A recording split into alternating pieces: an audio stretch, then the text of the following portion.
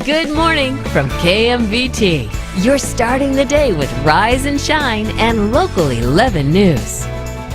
Good morning and happy Thursday. Thank you for tuning in to Rise and Shine. I'm Courtney Solomon. In local news this morning, the Twin Falls County Sheriff's Office is still searching for a wanted man who ran from the scene of a crash Tuesday night. They released this updated photo of Aaron Siegelson yesterday. According to their comments, they followed Siegelson into Hollister Tuesday night but lost his tracks. They are concluding that he was picked up in a vehicle. Siegelson has a warrant out for his arrest and is considered armed and dangerous. The Sheriff's Office said he is a gang member with violent tendencies, a known drug abuser, and most likely armed with a 9mm pistol. If you see this man or have any information, please call ISP, the Twin Falls County Sheriff's Office, or call 911. Authorities charged 25-year-old Cody Heinerman with 3 felonies after fleeing from Idaho State police officers and firing shots at them last week. Heinerman was arrested on Thursday and held on charges for attempting to elude a police officer, aggravated assault with a deadly weapon, and unlawful possession of a firearm. His preliminary hearing is scheduled for January 3rd, and his bond is set at $150,000. A man accused of stabbing a Twin Falls woman in November will not stand trial right away. On Wednesday, Judge Keith Walker signed off on sending Philip Wolf to Idaho State Hospital South in Blackfoot. The order stated a competency evaluation by a clinical psychologist found Wolf not competent to proceed to trial. Now the Department of Health and Welfare will conduct an evaluation and report to the court. Numerous Twin Falls residents are paying property taxes earlier than they need to because of the differences in the new tax bill that passed last week. Jeffrey Dada found out why that's led to people paying bills before the clock strikes midnight on Sunday. Like right now we're doing a lot of tax planning. This year, some of Jared Heward's clients will be paying property taxes early. It's a case-by-case basis. The case for paying early stems from the new tax law. For example, this year, if your family's itemized deductions are more than the standard of roughly $12,000, you can take the greater deduction. But next year, that standard deduction doubles, meaning your itemized deductions would have to be essentially twice as big to start getting a benefit there. And so that limits the amount of deductibility initially. So if you don't think you'll reach that new level next year, you could take the break this year by paying all of your property tax this month.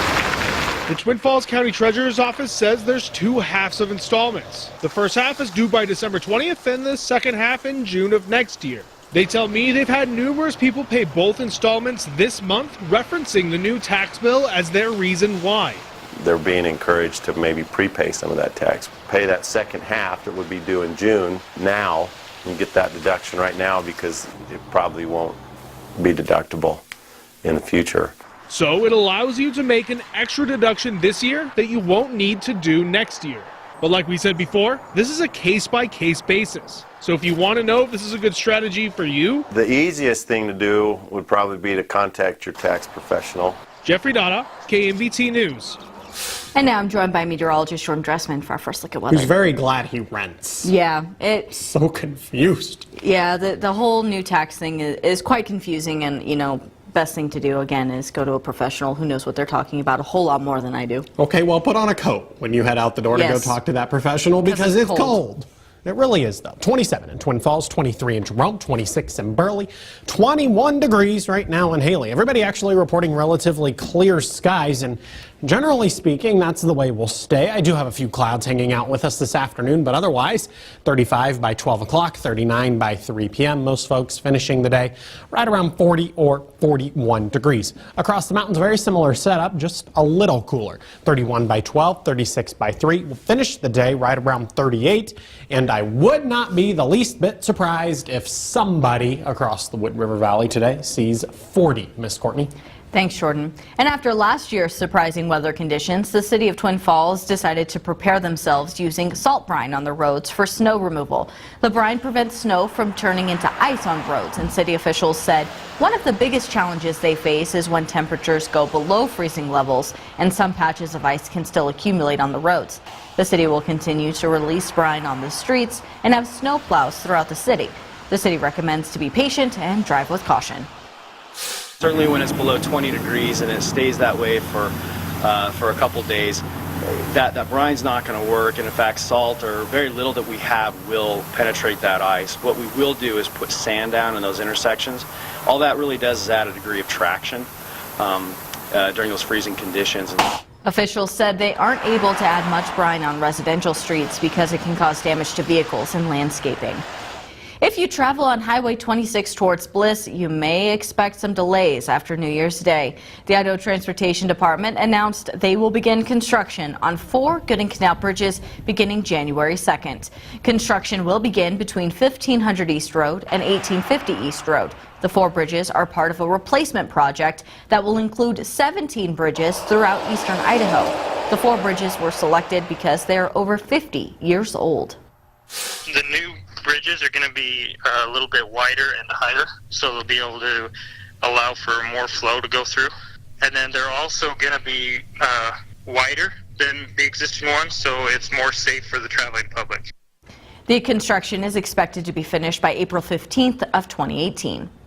Most people have received a scam phone call before, but the new scam going around Idaho is getting people's attention.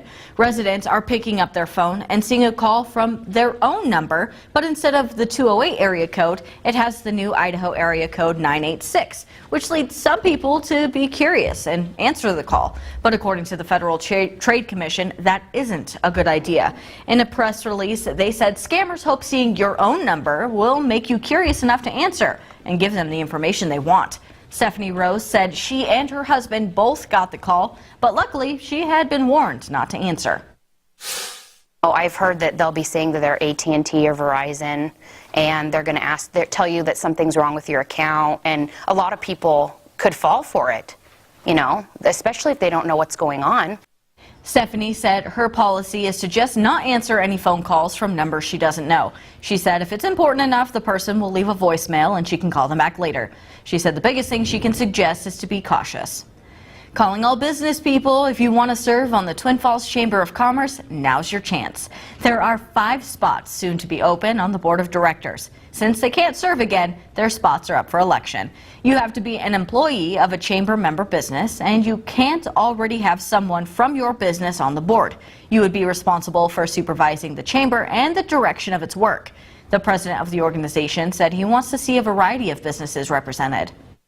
Really like to see a good mix of members on there, from large companies, small companies, mom and pop operations, just to give some diversity. Again, it's a representative board, so that board is really speaking for those 825 members. Make sure to get your nominations in before January 16th. And now that Christmas is over, what can you do with your live Christmas trees? Well, we found out a variety of ways you can get rid of them. The Twin Falls Waste Service, PSI Environmental, will pick up your tree for free if you give them a call. To make it easier on the waste company, cut your trees into 3-foot sections and bundle them up so employees don't hurt themselves.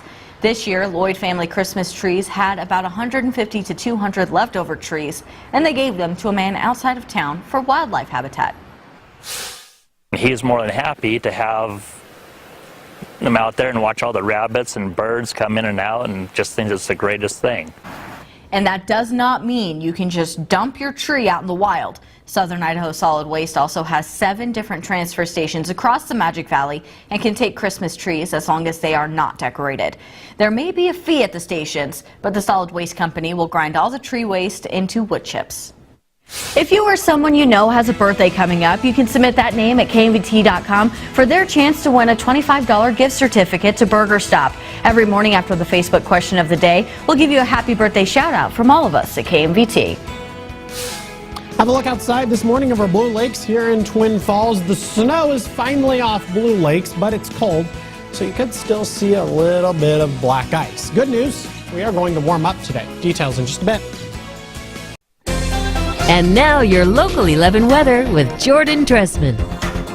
Happy Thursday. Happy Thursday, Friday Eve, whatever you want to call it. Maybe you probably haven't even been to work once this week. I don't know. That would be fantastic. You know, all those people who spent all week, you know, just having vacation, man, enjoy Well, guess that. what? We're not those people. Well, We've no. been here gracing you with our presence, which I I mean, I personally would be happy with if I got to be graced by our presence, because we're really cool people. Yeah, especially because it's cold outside and you can sit inside and watch us and have some hot coffee. Literally, you have no excuse to not watch us. 27 right now in Twin Falls, 23 in Jerome Dietrich.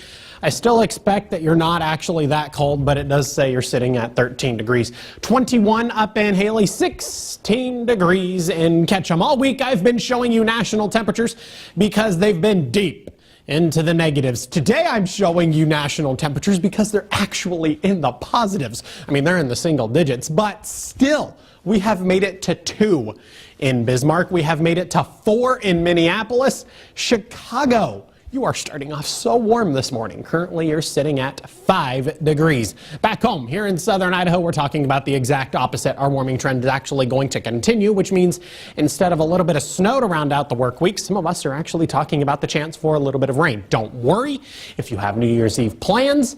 Right now, the forecast is looking, well, cool, but rather fantastic. Through the rest of the afternoon, 31 at 9 o'clock, 35 by 12, 39 by 3. Most of us going to finish the day right around 40 or 41. Keep in mind, average for late December, right around 36 or 37 degrees. 23 by 9 across the mountains, 31 at 12, 36 by 3. Definitely not going to be a bad day. Maybe you've had work off all week. You haven't gone skiing.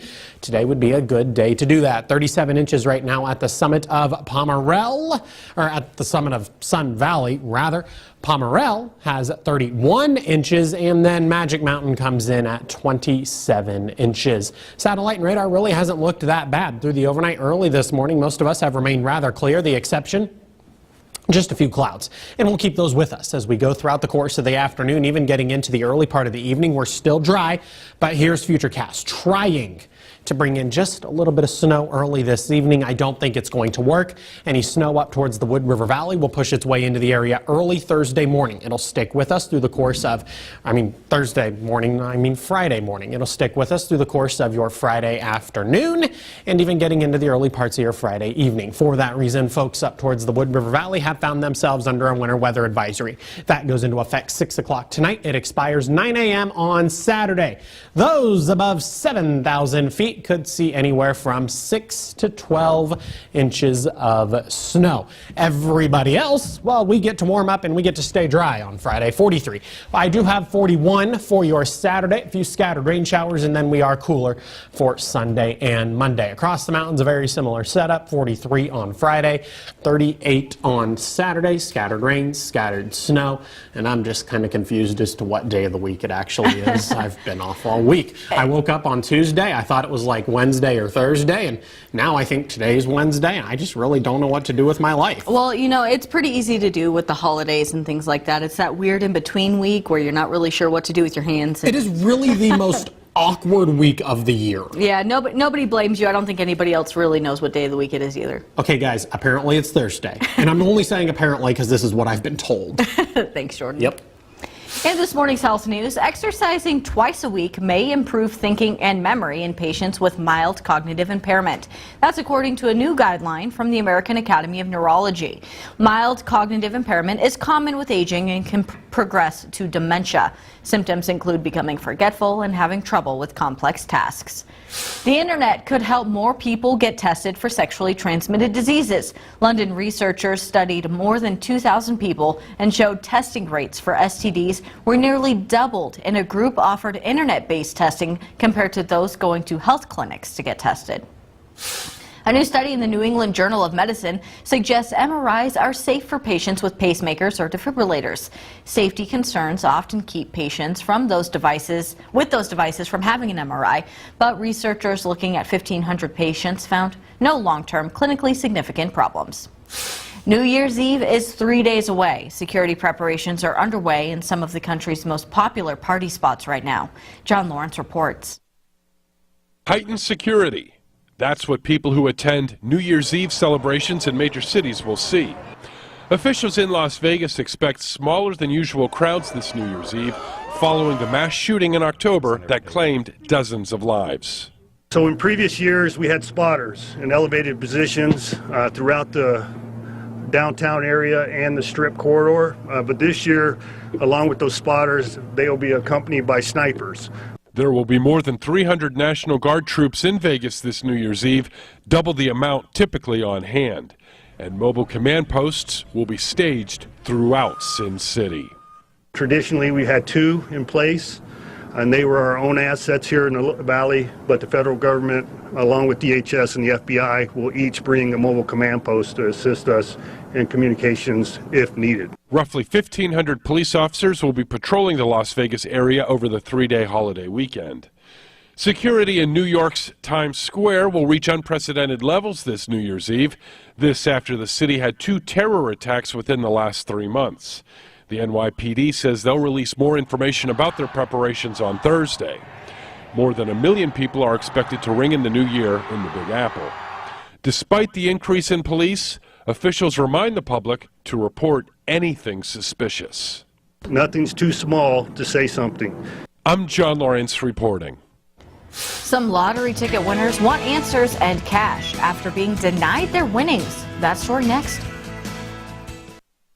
Some South Carolina lottery players want answers after they say they won hundreds, even thousands of dollars on Christmas Day, but haven't seen any of their winnings. The South Carolina Education Lottery said a programming error with their computer system led to the problem, and now the situation is being investigated. Sarah Danick has the story. Makia Cobb says Christmas Day was a good one for her. That got even better when she and her family decided to buy some lottery tickets. I bought these tickets in Pendleton on Christmas Day. Makia bought holiday cash add-a-play tickets at this QT in Pendleton and thought a Christmas miracle happened when she looked at her tickets. I said, I won, yeah, I won. And then my sister got there and she was like, I won too. Makia then stopped at the 7-Eleven in Clemson to buy a few more. Soon the word spread among her family and friends. I know most of my family from Clemson, so I saw everybody that I know, my family, my friends, they played yesterday and won. Makia says she had 5 winning tickets for a total of $2,500. Her friend Melitha Williams also played and won $1,000 on 2 tickets. The problem is they haven't been able to get that money. The next morning we're trying to cash them in. We can't cash them in.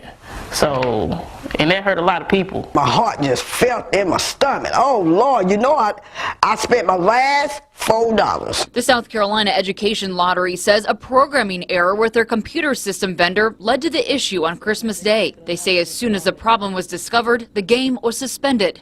They add that a thorough investigation is underway. Melitha tells us she's praying it will all work out. My tickets are in the Bible of Jesus Christ. And Makia says she's hoping the lottery will make it right and follow through on her Christmas wish. I just want my money. It's not much, I just want it. The South Carolina Education Lottery said that game sales and validations of holiday cash add-a-play tickets are currently suspended. They also told us all those who played the game between 5:51 p.m. and 7:53 p.m. on Christmas Day need to hold on to their tickets until a review into what went wrong is done. They also said an announcement about the situation will be made at the end of this week. While Christmas might be behind us, that doesn't mean all the holiday entertaining is over with, and we've got just the thing to help you out.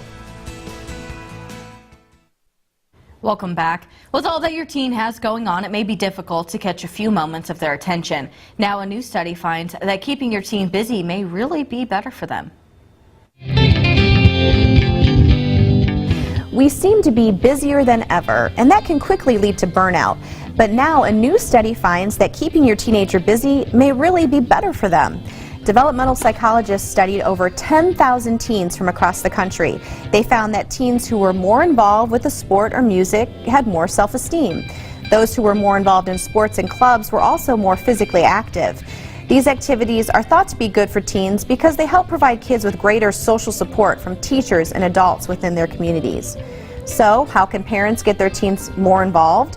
Have teens take part in activities as a family, or help your teen find activities that interest him or her. Also, encouraging them to have a friend take part too can give them an extra boost in confidence. The study also found that teens who had more teacher and adult guidance instead of peer influence were less likely to abuse drugs. For Moms Every Day, I'm Christina Elk. Now we'll send things back over to Jordan for your day planner forecast. Well, for late December, it's going to be a fantastic day. 35 by 12 o'clock, 39 by 3 p.m., a fair mix of sunshine and cloud cover. Temperatures actually going to finish right around 40 or even 41. Winds remaining rather light. Across the mountains, a very similar setup. 31 by 12, 36 by 3. We'll finish the day right around 38 degrees, but I would not be the least bit surprised if somebody across the Wood River Valley hits 40. Miss Courtney? Thanks, Jordan. With all the New Year's and football parties this week, Mr. Food has an appetizer recipe that may just be perfect for both occasions. With New Year's right around the corner and all the football get-togethers coming up, we've created a bite-sized appetizer that's a cross between a cheesy cornbread and the best crab cake you've ever tasted. Sounds incredible, huh? Well, it is. To throw this together, all we have to do is combine a box of corn muffin mix with some panko breadcrumbs, a good amount of shredded cheddar cheese, some cream cheese, butter, a beaten egg, milk, sliced scallions, and a few spices. After this is mixed, we stir in some crab meat. You want to do this gently so the chunks of crab don't break up. Now we roll them so they're about the size of a cocktail meatball and fry them until the outside is golden and the center is cooked through.